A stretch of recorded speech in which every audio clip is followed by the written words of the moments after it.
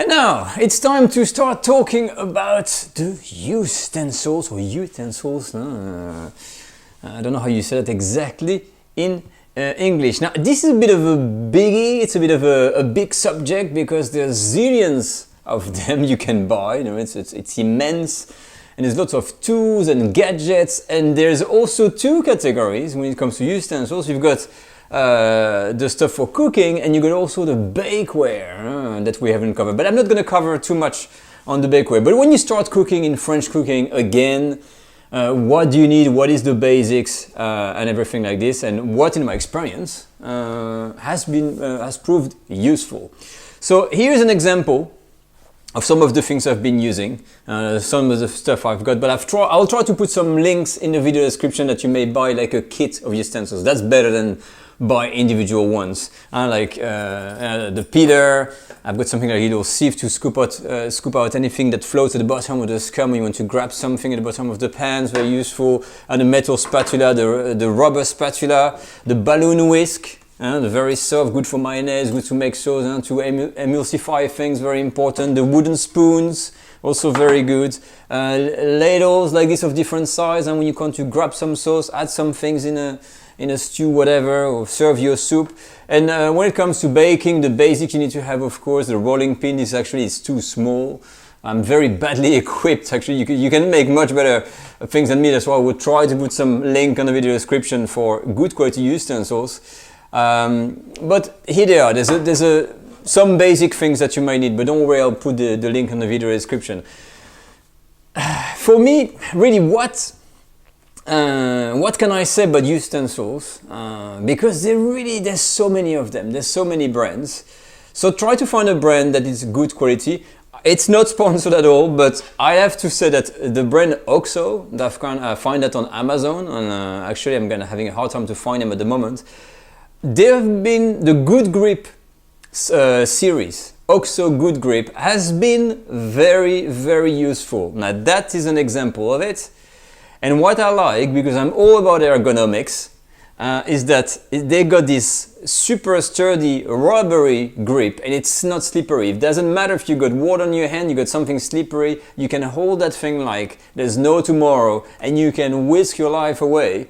That thing is like stuck to your hand, it's not going to go anywhere. And all their range, this is also from OXO, it's all this rubber kind of part that resists heat. For instance, this one, you can put it in any temperature, not any, but like even high temperature with a pan and stuff like that. And it doesn't stick, it's perfect to go around the preparation to really empty bowls.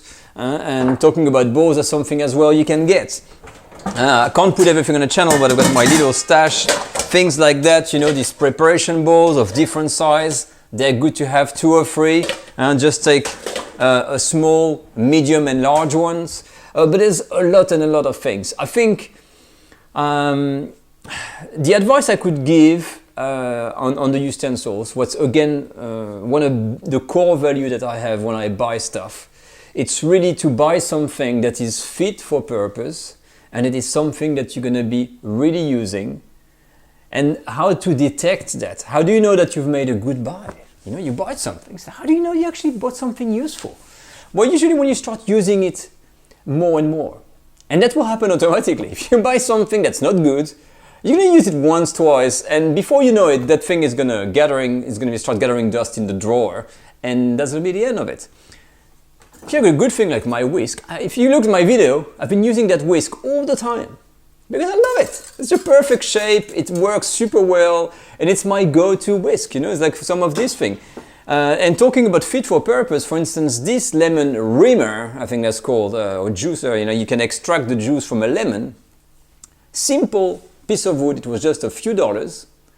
And I found that one superb to use. And the reason, because this is fit for purpose. It's a specially designed tool, for instance, that when you hold a lemon or an orange, it's got a big handle, it's made of wood, it's sturdy. Look at that, you just have that piece, you plug it in and you can really, get the juice out, and it's useful.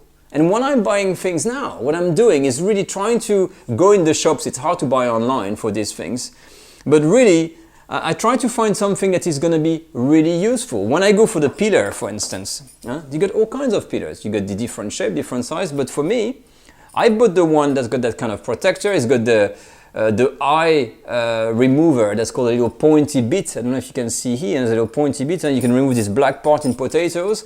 And the blade here is also articulated to go around all kinds of shape. And it's got a rubber handle again. And actually this is not from OXO. It's got a rubber handle, so that when I hold it, like potatoes, it's wet and things, and bang, bang, bang, bang, I can really peel super fast. And it's a really great peeler. So again, when you buy stuff, really, it's up to you. Don't buy the crappiest, cheapest stuff, because it will not last. Trust me, you need to invest a little bit of money, especially when it comes to utensils. Don't buy many, just buy the one that are useful. I will put a starter kit or example of some of the things that I can buy in the video description, like I said. Now for the baking, there is some baking for cooks.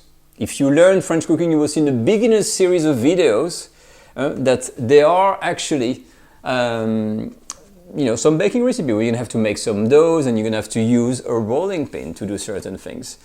So rolling pins and the baking sheet, for instance, the baking tray, the silicone mat that I've got in my drawer over there, you can see in some video. It's one of these things that fits for purpose. It can handle the heat, goes in the oven. You can use it for multiple things, and it's a very useful tool. And that's the key word I want you to remember: usefulness, and fit for purpose when you get stuff in your kitchen, especially at the beginning. Don't do the mistakes I've done. When something buying like cheap stuff didn't last, had to buy something else. I went to buy expensive stuff. It was over the top big. It was like too professional. It just didn't feel right. So, try to buy little bit by little bit, and just the stuff that you feel right with, is the right size for your kitchen. Also be aware of storage space. There is some bowls you can buy, and some colanders and things like that. They're too big. Let me give you an example. For instance, I bought this one here. Now that colander here is too big. I'm not changing it because I pay for it and it was expensive. Yeah, it's a good material, it's nice and sturdy. But in a way, for me, for my cooking, the small type of cooking I'm making, not for many people, it's huge. And every time I have to use it, I have to take wash that big thing, because you need to wash stuff as well. That's the reality. Buying stuff is good, but washing is a different story. It can go in the dishwasher, but it takes tons of space. Like your drawers are full of utensils you're not gonna buy. So be extremely careful when you get your utensils, when you start. Honestly, don't go buying these massive kits of like, oh, you've got 10 bowls and you got 20 whisk, because you're gonna just have like a storage full of, of things you're never gonna use. So that's the best advice I can give. So for all the details, of course, just jump in the video description. And now we can move on to the next subject, where we're gonna cover actually a bit of a practical session that I want to talking about the basic technical skills needed in French cuisine.